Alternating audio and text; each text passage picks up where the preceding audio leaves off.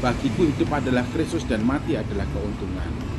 Ketika Paulus melihat bahwa kesempatan untuk hidup masih diberikan kepadanya, dan itu bersama-sama dengan orang-orang Filipi dan juga jemaat lain yang dilayani, Paulus mempunyai tujuan pelayanan, khususnya pelayanan penggembalaan. Yang pasti dia tidak mau bekerja sia-sia, dia tidak mau bekerja tanpa hasil. Paulus tidak mau bekerja dengan membuang-buang waktu, tenaga, tapi Paulus bekerja dengan satu tujuan, ia bekerja untuk menghasilkan buah.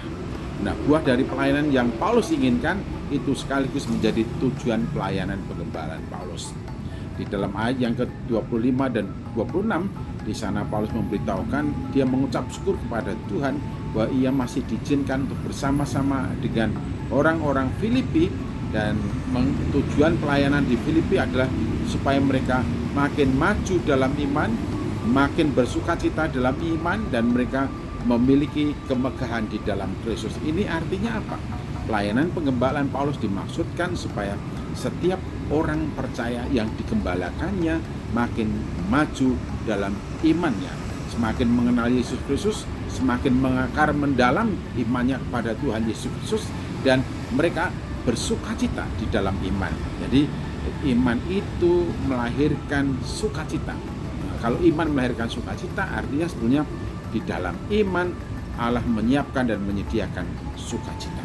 Nah, sukacita ini bukan berarti bahwa orang percaya itu selalu dibawa kepada situasi kondisi yang nyaman, yang enak, tidak ada tantangan, tidak ada rintangan, tidak ada kesulitan. Bukan itu maksudnya.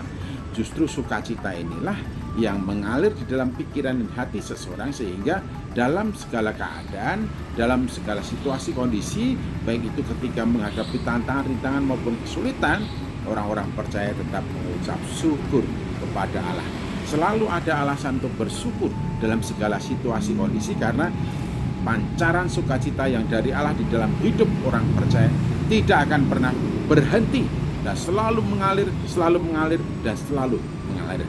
Karena itu tujuan pelayanan Paulus dalam penggembalaan kepada orang-orang Filipi, satu, makin maju dalam iman, dua, makin bersukacita dalam iman. Jadi hidup beriman yang benar akan membawa seseorang itu mampu menikmati dan mengalami kehidupan dengan berbagai macam dinamika dan situasi kondisinya di dalam sukacita.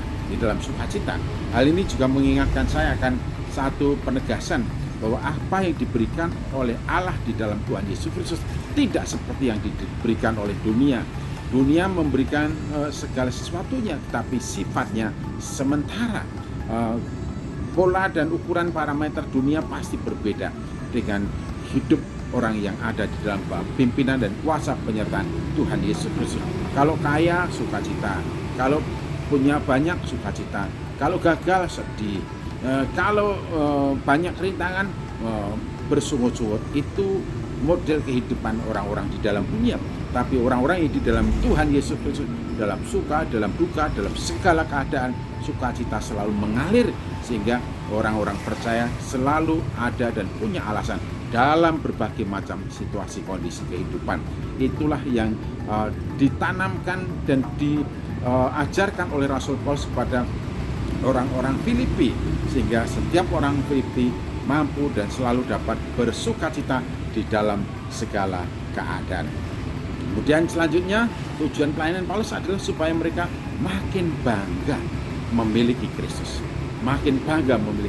sehingga setiap orang percaya di Filipi, sebagaimana slogan dan semboyan hidup Paulus juga dimiliki oleh mereka. Kalau Paulus mengatakan bagiku hidup adalah Kristus dan mati adalah keuntungan, orang-orang Filipi juga begitu. Bagiku hidup adalah Kristus dan mati adalah keuntungan. Keputusan dan komitmen mereka untuk mengikut Yesus adalah keputusan yang matang. Mengikut Yesus keputusanku, dan tidak akan pernah ingkar janji. Tetap mengikut Yesus walaupun sendiri, dan tidak pernah ingkar janji. Dan ikut Yesus sampai kuliah dia, sampai Yesus memanggilnya untuk pulang kembali ke surga. Jadi keputusan untuk mengikut Yesus adalah keputusan yang matang, tidak akan terhambat sekalipun ada orang yang menghambat, tidak akan terhalangi sekalipun ada orang yang menghalangi, dan komitmennya jelas. Bagiku hidup adalah Kristus mati adalah keuntungan. Inilah buah yang diharapkan, diinginkan, dan diupayakan oleh Paulus dalam pelayanan pengembalaan menggunakan waktu hidup yang Tuhan anugerahkan. Haleluya, puji Tuhan.